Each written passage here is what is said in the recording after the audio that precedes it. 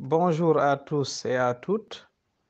Nous allons à travers cette vidéo proposer quelques études sur les intégrales généralisées.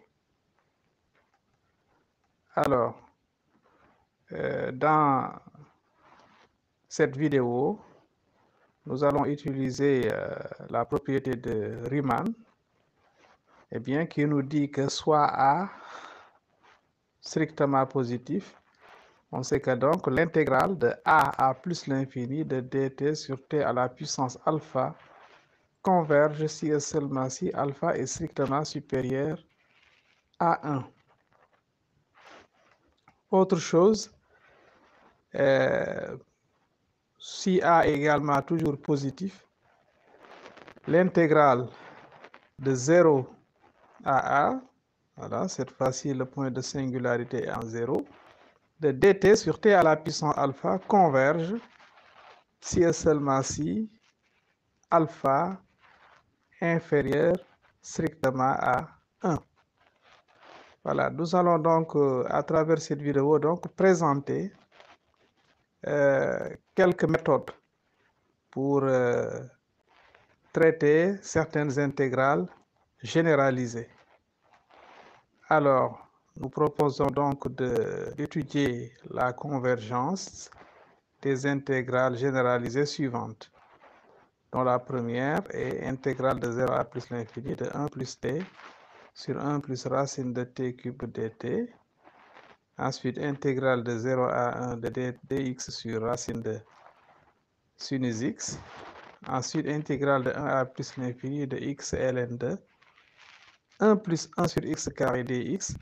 Ensuite, intégrale de 0 à plus l'infini de sinus de t, moins 2 cosinus de t sur 1 plus t à la puissance plus racine de t à la puissance 5 dt, intégrale de 1 à plus l'infini de 1 plus 2x sur x cube dx, intégrale de 1 à plus l'infini de ln de x sur x racine de x dx, et intégrale de 0 à plus l'infini de exponentielle de moins t, donc c'est exponentielle de moins x sur racine de x dx, et intégrale de 0 à plus l'infini de sinus de t sur racine de t dt. Donc voilà les intégrales que nous proposons d'étudier ici. On va donc proposer les réponses suivantes. À chaque fois, on précise donc la technique utilisée. Ici, on doit utiliser les équivalences. Parce que si on a des intégrales où la fonction garde un signe constant, on peut utiliser les équivalences et voir se prononcer donc sur la convergence. Donc pour la première intégrale, intégrale de 0 à plus l'infini de 1 plus t sur 1 plus racine de t cube dt, nous savons que 1 plus t sur 1 plus t cube est équivalent en plus l'infini à t sur t cube à la puissance 1 demi.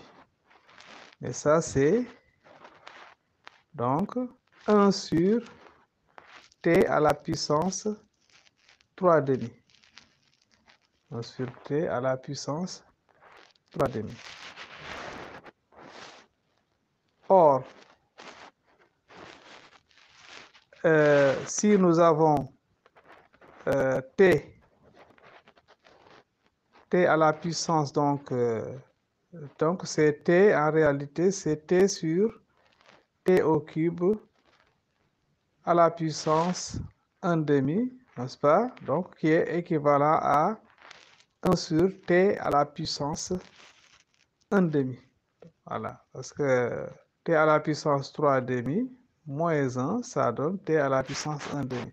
Mais nous savons que 1 demi est inférieur strictement à 1. Donc, d'après Riemann, cette intégrale-là diverge. Voilà, diverge. Bon, on sait qu'en 0, il n'y a pas de problème puisque la fonction est continue en 0. Donc, en plus l'infini, il y a divergence, d'après Riemann. Deuxièmement, pour l'intégrale de 0 à 1, cette fois-ci, c'est de 0 à 1 de dx sur racine de sinus x. Donc ici, le problème se trouve en 0. C'est le point de singularité. Et cette fonction-là garde un signe constant, donc nous pouvons utiliser les équivalences. 1 sur racine de sinus x est équivalent à 0 à 1 sur racine de x, qu'on peut écrire 1 sur x à la puissance 1 demi. Alors, 1 demi inférieur à 1, mais ici nous sommes en 0, hein, comme nous sommes en 0, 1 demi inférieur à 0, donc d'après Riemann, cette intégrale-là converge. Alors, maintenant l'intégrale de 1 à plus l'infini de x ln de 1 plus 1 sur x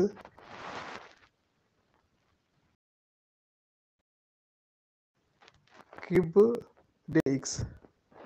Alors, donc ceci, nous pouvons utiliser les équivalences. Alors, x ln de 1 plus 1 sur x cube.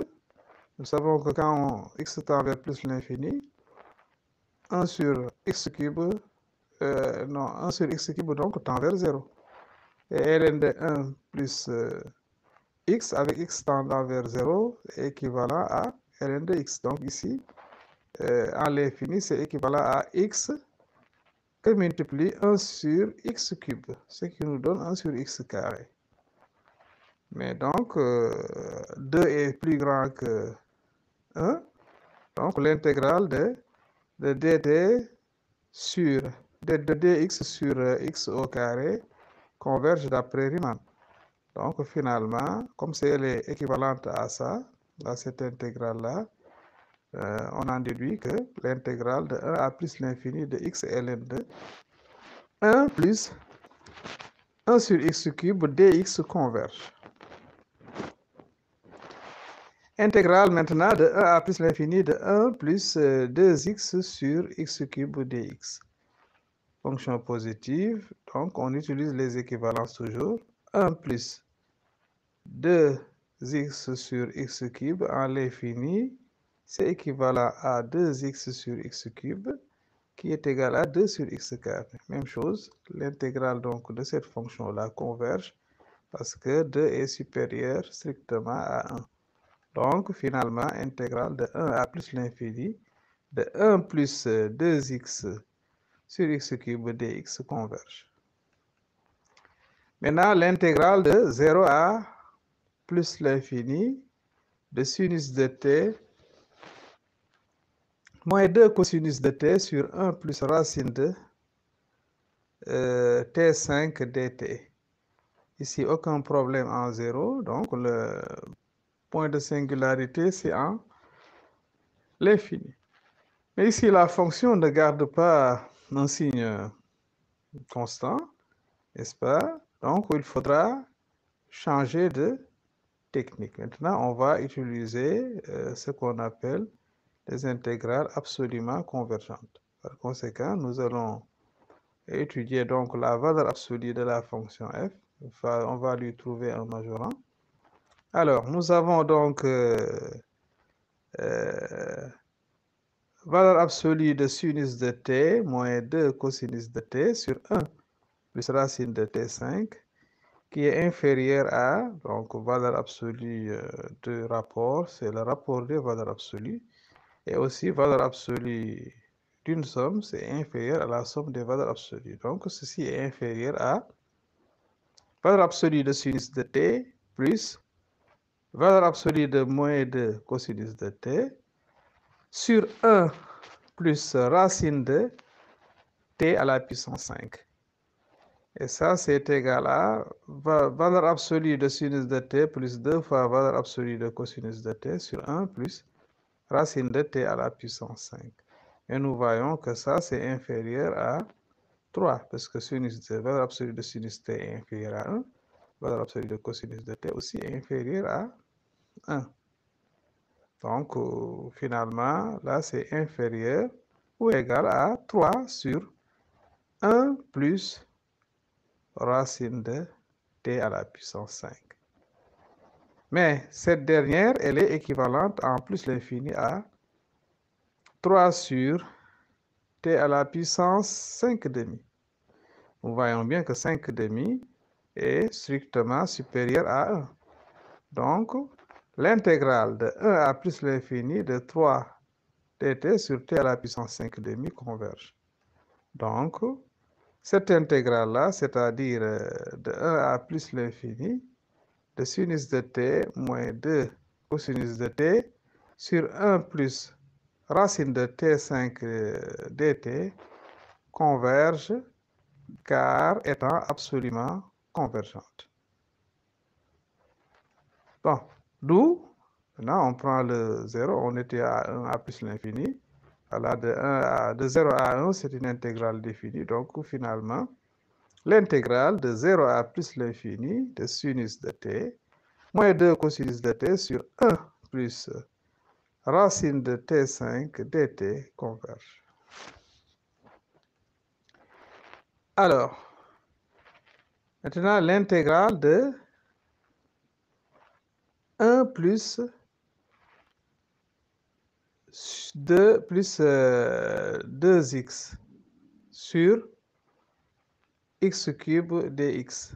Nous avons vu que donc 1 plus 2x sur x cube est équivalente à 2x sur x cube, qui est égal à 2 sur x carré. Et comme 2 est supérieur à 1, donc cette intégrale-là converge. Maintenant, l'intégrale de 1 à plus l'infini de ln de x sur x racine de x dx. Alors, ici, nous allons utiliser les limites et Riemann. Voilà, les limites et Riemann. Alors, pour cela, on va chercher une limite en multipliant ça par x à la puissance, une puissance donc qui dépasse 1. Il faut une puissance qui dépasse 1, mais essayer d'avoir la limite 0. Vous voyez que si on multiplie par x carré, cette limite-là ne serait pas 0. Et si on multiplie par... parce qu'au niveau du dénominateur, nous avons x racine de x. Mais x racine de x, c'est x à la puissance 3 demi. N'est-ce pas? Donc, on multiplie par une puissance plus grande que 1. On multiplie par x à la puissance, un nombre plus grand que 1, mais inférieur à 3 demi. C'est pourquoi nous avons pris x à la puissance 1 plus 1 tiers. Alors, donc là, ça nous donne la limite quand x tend vers plus l'infini de x à la puissance 4 tiers que multiplie ln de x sur x racine de x. Donc, ce qui nous donne la limite de ln de x sur x à la puissance 3 demi moins 4 tiers. Donc, ce qui nous égale à la limite lorsque x tend vers plus l'infini de ln de x sur x à la puissance 1 sixième. Et nous savons bien que la limite en l'infini de ln de x sur x à la puissance alpha, avec alpha strictement positif, ça donne 0. Donc, c'est égal à 0. Bien, maintenant, puisque cette limite-là est égale à 0, c'est-à-dire que la limite de ce bloc-là, donc il arrivera un moment, n'est-ce pas? Elle est positive, donc cette quantité étant vers 0. Donc, il arrivera un moment où cette quantité-là sera inférieure à 1. C'est ce qu'on traduit donc par il existe un x0 qu'on va prendre strictement supérieur à 1, tel que, quel que soit le x supérieur à x0, alors x à la puissance 4 tiers ln de x sur x racine de x plus petit que 1. Voilà. Là, c'est possible parce que comme cette quantité-là, c'est-à-dire x à la puissance 4 tiers ln de x sur x racine de x tend vers 0, il arrivera au moment où elle sera inférieure ou égale à 1. Alors, donc, pour x plus grand que x0, nous avons donc ln de x sur x racine de x est inférieur à 1 sur x à la puissance 4 tiers. Nous avons divisé partout par x à la puissance 4 tiers. Bien. Maintenant, nous savons que l'intégrale de x0 à plus l'infini de dx sur x à la puissance 4 tiers converge d'après Riemann, car 4 tiers est bien strictement supérieur à 1. Et par comparaison donc, l'intégrale de x0 à plus l'infini de ln de x sur x racine de x dx converge. Et par conséquent, donc, l'intégrale de 1 à plus l'infini de ln de x sur x racine de x dx converge. Bien, maintenant, nous allons utiliser l'intégrale de 0 à plus l'infini de calculer, donc, étudier l'intégrale de 0 à plus l'infini de exponentielle de moins t sur racine de t dt. Alors là aussi, toujours les limites et Riemann. Donc là, nous savons qu'on a deux points de singularité ici, hein, parce que ici 0 est un point de singularité. Donc il faut faire l'étude non seulement en 0, mais en plus l'infini. Bien, maintenant en 0, qu'est-ce qui se passe? On sait que exponentielle de moins t sur racine de t est équivalent à 0 à 1 sur racine de t. Mais 1 sur racine de t, c'est 1 sur t à la puissance 1 demi. Et par utilisation de Riemann, n'est-ce pas? Donc, on peut dire qu'il y a convergence en 0 par utilisation de Riemann. Voilà, parce que 1 demi est inférieur à 1. Et nous sommes en 0. Nous sommes en 0. Bon, maintenant, on va étudier ce qui se passe en plus l'infini. Pour plus l'infini, nous allons chercher la limite lorsque t tend vers plus l'infini de t carré exponentielle de moins t sur racine de t. Voilà. On sait que cette limite-là donne la limite quand t tend vers plus l'infini de t à la puissance 3 demi exponentielle de moins t. Et ça, c'est égal à 0. Comme c'est égal à 0, comme la dernière fois, n'est-ce pas? Donc, on peut dire qu'il existe un t0 positif tel que t carré exponentielle de moins t sur racine de t inférieur à 1, quel que soit t supérieur à ce t0-là. Avec t0 qu'on prend strictement positif. Voilà, là, ce renseignement-là, on l'a obtenu par la limite, puisque la quantité-là, le bloc tend vers 0, il arrivera un moment où elle sera inférieure à 1. Donc, en divisant par t carré, nous avons donc 0 inférieur à exponentielle de moins t sur racine de t, qui est inférieur ou égal à 1 sur t carré, quel que soit le t supérieur ou égal à t0. Et comme intégrale de t0 à plus l'infini de dt sur t carré converge, d'après Riemann, puisque 2 est supérieur à 1, on en déduit donc par comparaison que l'autre intégrale de 0 à plus l'infini de exponentielle de moins t sur racine de t dt converge. Alors, rappelez-vous qu'on avait déjà étudié la convergence en 0. Et comme en plus l'infini aussi, il y a convergence, donc finalement, cette intégrale-là converge. Bien, maintenant, finalement, nous allons étudier l'intégrale de 0 à plus l'infini de sinus de t sur racine de t dt. Donc ici, ça ne garde pas un signe constant, mais si on utilise l'absolue convergence, eh bien, ça ne va pas marcher. Maintenant, on va étudier donc d'autres techniques, à savoir la continuité et les critères d'Abel. Pourquoi la continuité? Parce que nous savons que ici, il y a deux points de singularité, c'est au niveau de 0 et au niveau de plus l'infini. Bon, au niveau de 0, il faut voir est-ce que cette fonction-là admet une limite finie? Voilà, c'est pour cela on est en 0, on a donc la limite.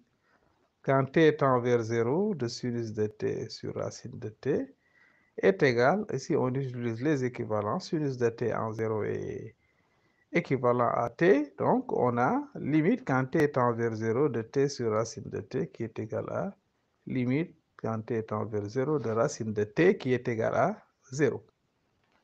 Comme ça admet une limite finie, n'est-ce pas? Donc la fonction qui a t associée sinus de t sur racine de t est prolongeable par continuité en 0. Maintenant, étude en plus l'infini. Pour plus l'infini, nous allons appliquer le critère d'Abel. Alors, le critère d'Abel, nous avons la fonction sinus de t sur racine de t qui s'écrit comme un produit 1 sur racine de t fois sinus de t. Voilà, maintenant, posons soit f de x égale 1 sur racine de t. Nous savons que f' de x pour t strictement positif est égal à moins 1 sur 2 racine de t cube, qui est négatif. Donc, cette fonction-là est décroissante sur 0 plus l'infini.